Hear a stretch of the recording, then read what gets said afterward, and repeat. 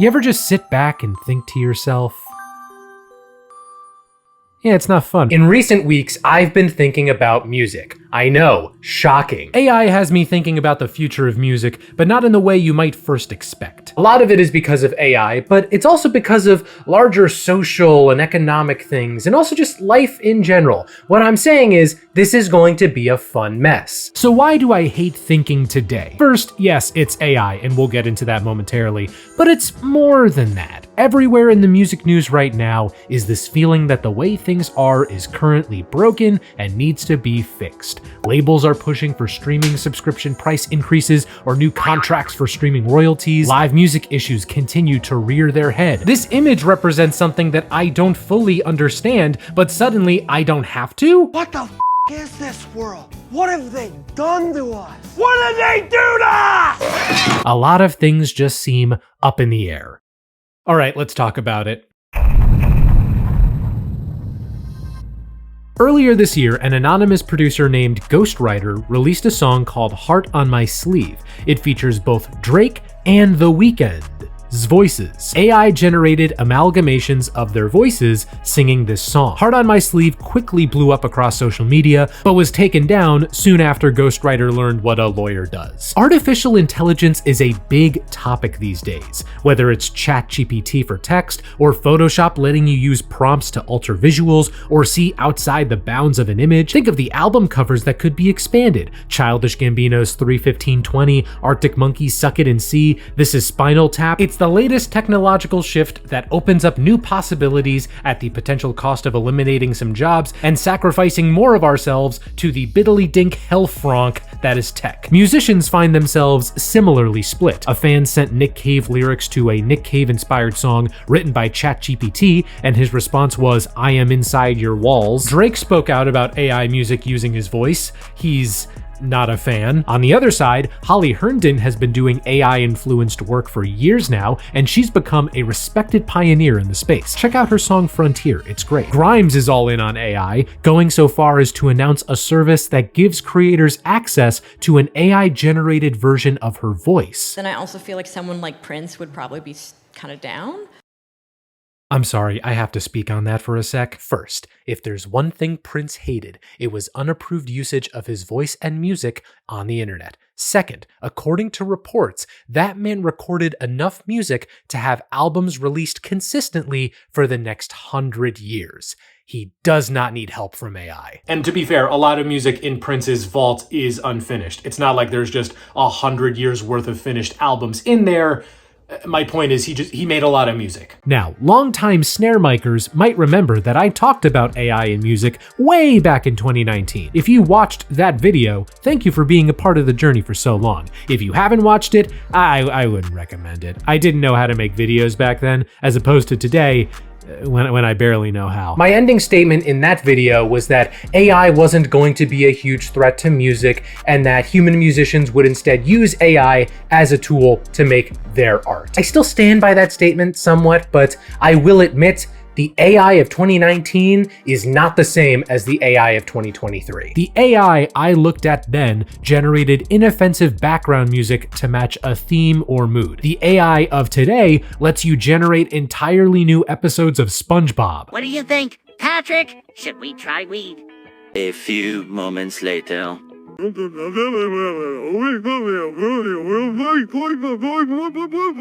love being a serious person. I love how my work on this channel occasionally leads me to brush up against things like this.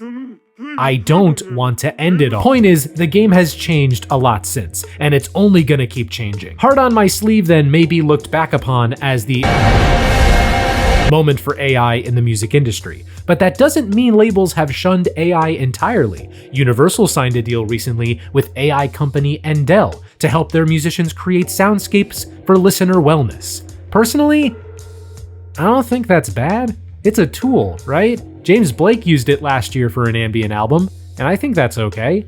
A human is still behind the record. Sure, the headline looks bad when you read it on Twitter, but why would you trust anything on Twitter? Hell, why are you on Twitter to begin with? You might as well wear a shirt that says, "I willingly perform actions that make my quality of life significantly worse, and I have no interest in changing said actions." You might say, "Mike, you're on Twitter." And that's true, but human artists using AI to help with their work, I don't see anything necessarily wrong with that. And if you want proof, just look at Heart on My Sleeve. I may be alone in not knowing this before, but Heart on My Sleeve was not written by AI. It was not produced by AI. It wasn't even really performed by AI. The only thing contributed by AI was the Vocaloid, Drake, and Weeknd impersonations, the timbre of their voices. Everything else was done by a human being, Ghostwriter. It is a basic current-day pop rap song that is sucking its cultural value from the brands of its two co-stars. Would the song have been as popular if it was performed by Ghostwriter himself or an AI-generated voice of some random guy? Absolutely not. And right now, that's all AI music is doing. Trading on the reputations of already established artists and songs. AI Liam Gallagher sings new Oasis songs.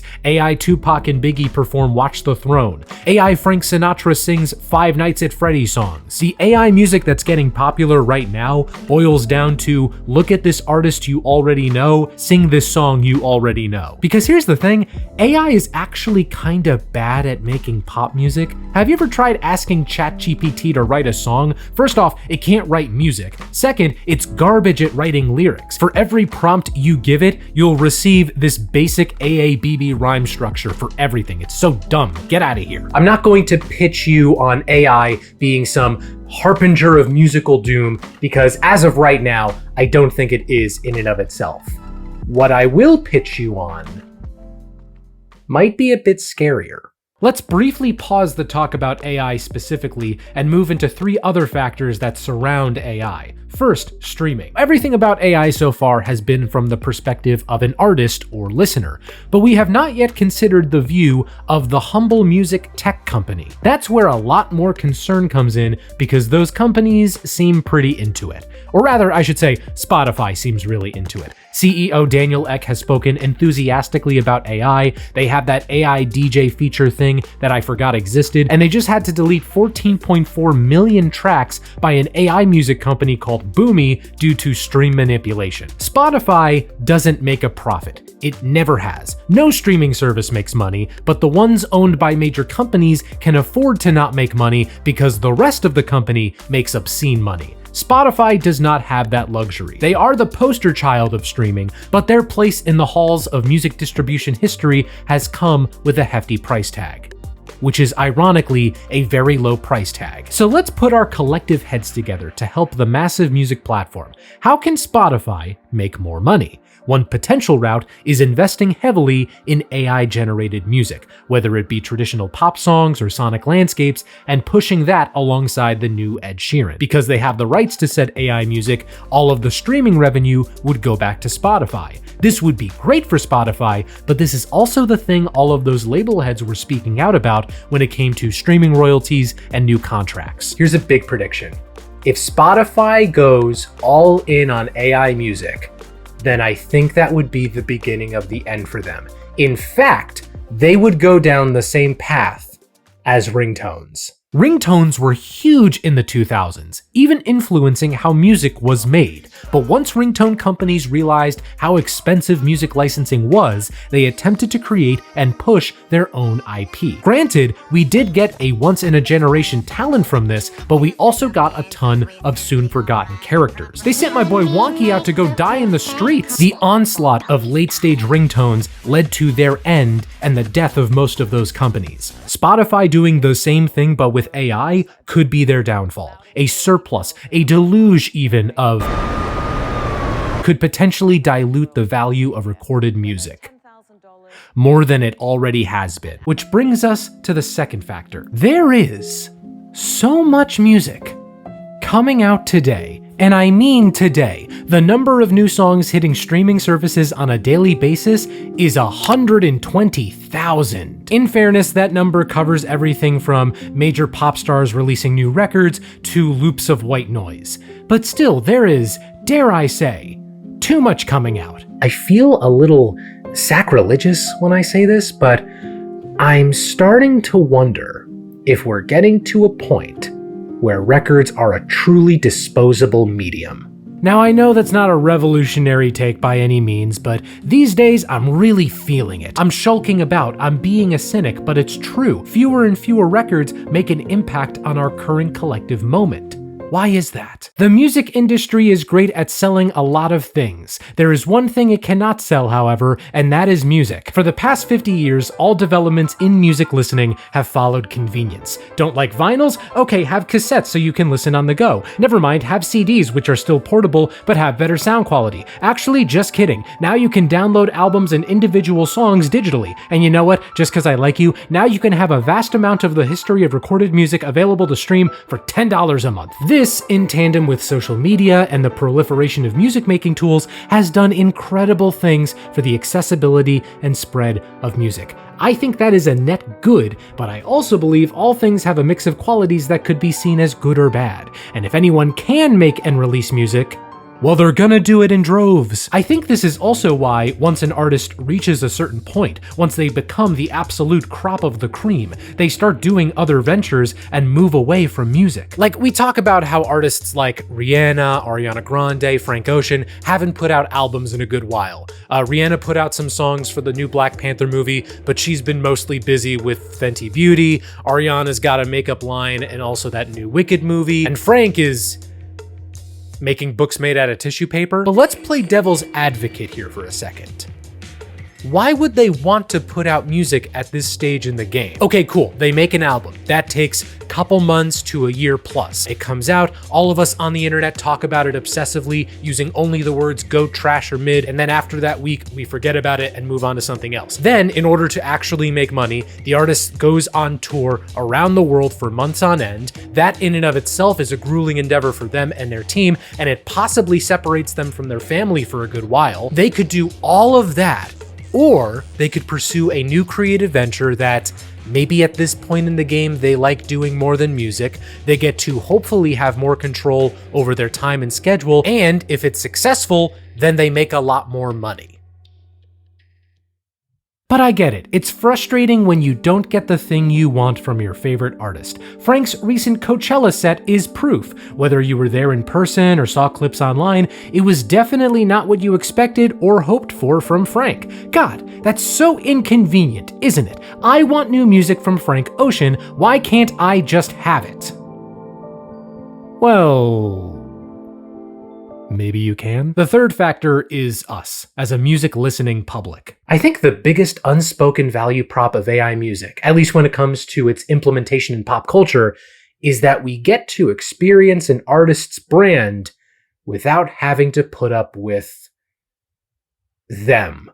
When I say them, that can mean anything to do with them as a person, from controversial statements that make us defend our enjoyment of their music, to live shows that don't meet our expectations, to the sin of not putting out music whenever we want it. That sounds kinda great, right? Who needs that tension in the relationship between artist and listener? Except, I think a relationship between a great artist and their fans is often based on tension. The boundless expectations fans have for them, rubbing up against the fundamentally imperfect human that the artist can't help but be. Because when the artist delivers something that disappoints, then yeah, that's a bummer. But when they succeed and release something that resonates with us, that's real good. We can revere David Bowie now, knowing the full arc of his life and career and the great music he gave us. But would we all have felt that same way in, say, the late 80s when he was dropping what many consider to be his worst records, or back during the Thin White Duke days when he was dropping coked out discourse fuel? Or take the Beatles, one of the biggest groups in popular music history. Would we all have loved them back when John Lennon said they were bigger than Jesus and people burned their music for it? And since Grimes mentioned him, let's remember that Prince was fiercely protective of his music and copyright on the internet. I genuinely believe if Prince was still with us today, he would be hated by good chunks of the internet for the same reasons as Nintendo. It'd be nice if artists were always perfect people and never did anything wrong in the eyes of the public, but that is genuinely impossible. And just so we're clear, I'm talking about like problematic things an artist might say or do. I'm not talking about murder or long-standing cycles of abuse. That is a different conversation. And it'd be nice if artists gave us everything we ever wanted, but you know what happens when you get what you want? You enjoy it for a bit, and then most of the time you move on to wanting something else. Getting everything you want is actually kinda boring. At least when it comes to media. I'm not talking like food or money or shelter. My point is, the passage of time often tends to wash away the things an artist did to create tension in their relationship with fans, and all we get to see looking back is the great art they left behind. But in the moment, it's hard to see that. And for some, not having to put up with the fatigue of the almighty discourse void sounds like a good deal. It's around this time where I feel I should make some case for if we as a people will accept AI in music. I could be hopeful that people will naturally reject AI music for its lack of humanity, or I could be cynical that the unkempt masses will gobble up whatever they're given. I hate to be that guy, but I think it's gonna be a mix of both. If you clicked on this video, I'm going to assume that you care about music. You listen to some varying amount of music per week, you've heard a record that was released within the past 6 months, you might even know who this is. Based on that assumption, I'm going to say you will likely reject AI as a replacement to human musicians. You might even dismiss an artist or their music if they use AI as part of their process. But I also think there will be people who don't really care where the music is coming from. Who I'm talking about are people who do not care about new music, whose knowledge of current popular music are these people, and that's it. Their exposure to new music is limited to playlists in coffee shops, the occasional social media post, what their kids are playing. They might hear something like Heart on My Sleeve, and if it looks like a Drake and sounds like a Drake, then for all intents and purposes, it is a Drake. And that's not a bad thing in and of itself. Not everyone has to care deeply about music. These hypothetical people probably care about other things, like hiking, or poultry, or the poetry of Emily Dickinson. If those people comprise a large enough market,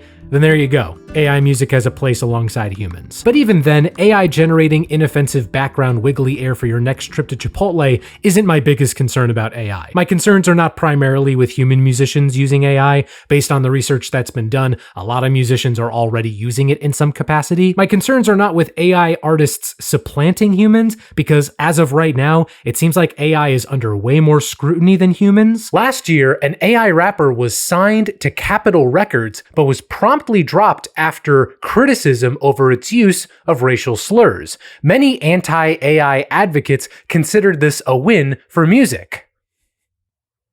Do you know who currently has the #1 song and album in America? My concern is more with labels, and if they see an opportunity to further progress their artists' brands and make more money. In fact, let's weave everything together. The never-ending glut of music cannot be matched by one artist, or even a collection of them repped by a label. But if a label harnesses the power of AI, they can commission AI releases from their established hitmakers to come out in between genuine work. Or maybe if the artist is big enough and wants to leave music, or if they're a legacy act and they're not with us anymore, then AI just continues in their place. While this might be great for labels, them meeting an avalanche with their own avalanche would lead to us listeners dealing with 2 avalanches. So much to listen to, and such a terrible user experience to sift through that either we abandon these platforms entirely, or we stay on, paralyzed by choice, confined to what we already listen to and enjoy. Then the data on what we listen to comes back in, and the message these platforms and labels get is make more of what people already know and like. And maybe that's overly cynical,